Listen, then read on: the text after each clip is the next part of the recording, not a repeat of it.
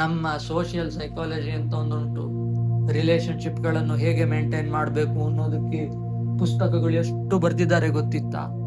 ಆದ್ರೆ ನಮ್ಮ ಸನಾತನ ಧರ್ಮದಲ್ಲಿ ಸರ್ಕಲ್ಗಳು ಹೇಗೆ ಇರಬೇಕು, ಡಿಸ್ಟೆನ್ಸ್ ಹೇಗೆ ಮೇಂಟೈನ್ ಮಾಡಬೇಕು, ರಿಲೇಶನ್ಶಿಪ್ ಅನ್ನು ಹೇಗೆ ಮೇಂಟೈನ್ ಮಾಡಬೇಕು, ಯಾರನ್ನು ಯಾವ ಹಬ್ಬಕ್ಕೆ ಕರಿಬೇಕು, ಯಾರನ್ನು ಯಾವ ಹಬ್ಬಕ್ಕೆ ಹರಿದಿನಗಳಿಗೆ ಕರಿಬಾರದು, ಎಲ್ಲಿಗೆ ಹೋಗುವಾಗ ಯಾರ ಜೊತೆಗೆ ಹೋಗ್ಬೇಕು ಹೋಗ್ಬರ್ತಿದೆ, ಎಲ್ಲದರ ಬಗ್ಗೆ ಉಲ್ಲೇಖ ಇದೆ. ತುಂಬಾ ರೋಚಕವಾದ ಮಾಹಿತಿ. ಇದರಲ್ಲಿ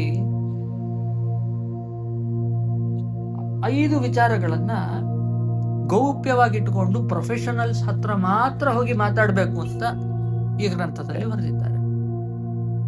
ಇದು ನಮಗೆ ಕಿವಿ ಮಾತು. ನನ್ನ ಸ್ನೇಹಿತರು ಎಷ್ಟೋ ಜನ ವಕೀಲರಿದ್ದಾರೆ, ಸೈಕಾಲಜಿಸ್ಟು ಎಷ್ಟೋ ಜನ ಇದ್ದಾರೆ. ನಾನೇ ಮಠಕ್ಕೆ ಹೋಗಿ ಕೂತ್ಕೊಂಡಾಗ ಅಥವಾ ಯಾವ್ದೋ ದೇವಸ್ಥಾನದಲ್ಲಿ ಜಪ ಮಾಡೋಣ ಅಂತ ಕೂತ್ಕೊಂಡಾಗ ಬರೋರು, ಆಫೀಸ್ನಲ್ಲಿ ಕೂತಾಗ ನನ್ನ ಕ್ಲೈಂಟ್ಸ್ ಬರೋರು, ಎಲ್ಲದೂ ಮಾತಾಡುವಾಗ ಈ 5ರಲ್ಲಿ ಒಂದು ವಿಚಾರ ಬಂದೇ ಬರುತ್ತೆ.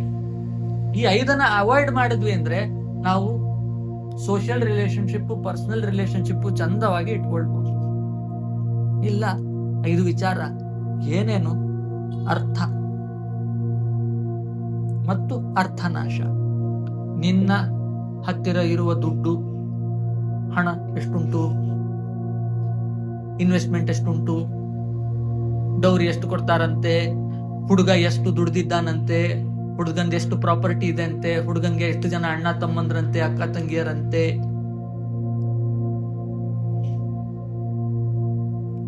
ಫಾರಿನ್ ಅಲ್ಲಿ ಇದ್ದಾನಂತ, ಚಂದವಾಗಿ ದುಡಿತಾ ಇದ್ದಾನಂತ, ಸಾಲ ಇಲ್ವಂತ. ಅರ್ಥದಿಂದ ನಾವು ಸಂಬಂಧಗಳನ್ನ ನೋಡುವಾಗ ಆ ಸಂಬಂಧಗಳ ಎಕ್ಸ್ಪೈರಿ ಡೇಟ್ ಬೇಗ ಆಗ್ತದೆ. ಏನೋ ನಿಮ್ಮ ಸ್ನೇಹಿತರ ಹತ್ರ 100 ರೂಪಾಯಿ ಇಸ್ಕೊಂಡು ವಾಪಸ್ ಕೊಡ್ಬೇಡಿ. ಆ ಫ್ರೆಂಡ್ಶಿಪ್ ಹಾಳಾಯ್ತು ಅಂತಾನೆ. ನೆಕ್ಸ್ಟ್ ಅಣ್ಣ ತಮ್ಮಂದ್ರು ಹುಟ್ಟುತ್ತಾ ಸಹೋದರರು ಬೆಳಿತಾ ದಾಯಾದಿಗಳು ಯಾಕೆ ಬರುದು? ಹಾಗೆ ಈ ಅರ್ಥದಿಂದಲೇ ಅಲ್ವಾ. ಅಣ್ಣನಿಗೆ ಜಾಸ್ತಿ ದುಡ್ಡು ಬಂತು, ಶೇರ್ ಹೋಯ್ತು, ನನಗೆ ಬರ್ಲಿಲ್ಲ, ನನಗೆ ಅದು ಬೇಕಿತ್ತು, ಈ ರೀತಿಯಾಗಿ ಇವುಗಳನ್ನು ನಾವು ಗೌಪ್ಯವಾಗಿ ಇಡಬೇಕು. ಇದರಲ್ಲಿ ನಾವು ಸಂಬಂಧಗಳನ್ನ ಹಾಳು ಮಾಡ್ಕೊಳ್ಬಾರ್ದು. ಯಾವಾಗ ಅರ್ಥ ಬರ್ತದ ಅಲ್ಲಿಂದ ಆ ಸಂಬಂಧದಲ್ಲಿ ಬಿರುಕಾಗಲಿಕ್ಕೆ ಶುರು ಆಗ್ತದೆ. ಮೊದಲನೇ ವಿಚಾರ. 2ನೇ ವಿಚಾರ ಏನ್ ಹೇಳ್ತಾರೆ ಹೇಳಿದ್ರೆ ಮನಸ್ತಾಪ. ನಮಗೆ ಯಾರ್ದೋ ಮೇಲೆ ಮನಸ್ತಾಪ ಆಗಿದೆ ಅಂದ್ರೆ ನಾವು ಅವರೊಟ್ಟಿಗೆ ಹೋಗಿ ಮಾತಾಡ್ಬೇಕು ಹೊರತು ನಮ್ಮ ಸಂಬಂಧದಲ್ಲಿದ್ದವರು, ನಮ್ಮ ಫಸ್ಟ್ ಸರ್ಕಲ್ಲು, ನನ್ನ ಅಣ್ಣನಿಗೆ, ನನ್ನ ತಮ್ಮನಿಗೆ, ಅಪ್ಪ ಅಮ್ಮನಿಗೆ, ಹೆಂಡತಿಗೆ ಹೇಳ್ತೆ ಅಲ್ಲ. ಅವ್ರು ಕೇಳಿಸ್ಕೊಳ್ತಾರೆ, ಸುಮ್ಮನೆ ಮತ್ತೆ ಅಂತ. ಯಾರು ನಿಮಗೆ ಮನಸ್ತಾಪ ಮಾಡಿದ್ರ ಅವ್ರ ಹತ್ರ ಹೋಗಿ ಮಾತಾಡ್ಬೇಕಾ? ಇಲ್ಲ. ನೀವು ಮನಸ್ತಾಪವನ್ನು ಹೇಳಿಕೊಂಡಾಗ ಅವ್ರೇನಂತಾರೆ, ಇವ್ರು ನನ್ನ ಹತ್ರ ಅವ್ರ ಬಗ್ಗೆ, ಅವ್ರ ಹತ್ರ ಇರೋ ಮನಸ್ತಾಪ ನನ್ನ ಹತ್ರ ಹೇಳ್ಕೊಳ್ಳುವ ಹಾಗೆ, ನಾಳೆ ನನ್ನೊಟ್ಟಿಗೆ ಇವ್ರಿಗೆ ಎಂತಾದ್ರೂ ಮನಸ್ತಾಪ ಇತ್ತು ಅಂತಾದ್ರೆ ಇವ್ರು ಇದನ್ನ ಬೇರೆಯವ್ರ ಹತ್ರ ಟಾಮ್ ಹೊಡಿಯುವುದಿಲ್ಲ ಅನ್ನೋದೇನ್ ಗ್ಯಾರಂಟಿ? ಈ ರೀತಿ ಯೋಚನೆ ಬರೋದು ಸಹಜವೇ. 3ನೇದು ದುಶ್ಚರಿತೆ ಅಂತ ಹೇಳ್ತಾ.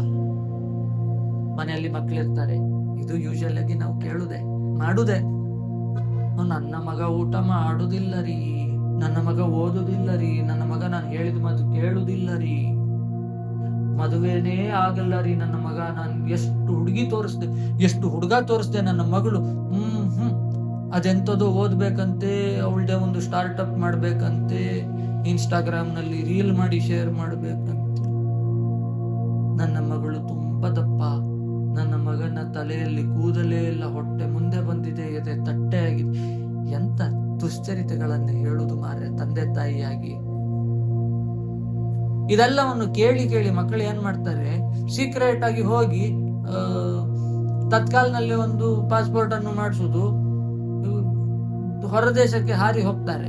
ಯಾಕೆ? ಇದನ್ನೆಲ್ಲ ಕೇಳ್ಕೊಂಡು ಯಾರು ಮಾರ್ರೆ ಮನೆಯಲ್ಲಿ ಇರ್ತಾರೆ? ಸಂಬಂಧಕ್ಕೊಂದು ಬೆಲೆ ಬೇಡವಾ? ನನ್ನ ಬಗ್ಗೆ ಮಾತಾಡ್ಲಿಕ್ಕೆ ಒಂದು ಒಳ್ಳೆ ಮಾತು ಬರುದಿಲ್ಲಲ್ಲ ಈ ಮನುಷ್ಯನ ಬಾಯಲ್ಲಿ. ಹೋಯ್ತು, ಸಂಬಂಧವೇ ಹೋಯ್ತು. ಯಾಕೆ? ಕೆಟ್ಟ ಚರಿತ್ರೆಗಳನ್ನೇ ಮಾತಾಡಿ ಸಂಬಂಧವನ್ನ ನಾಶ ಮಾಡ್ಕೊಳ್ತಾ ಇದ್ದಾರೆ ಇವತ್ತಿನ ಜನ. ಇದನ್ನು ಮಾಡಬಾರದು. ಹತ್ತಿರದವರೊಟ್ಟಿಗೆ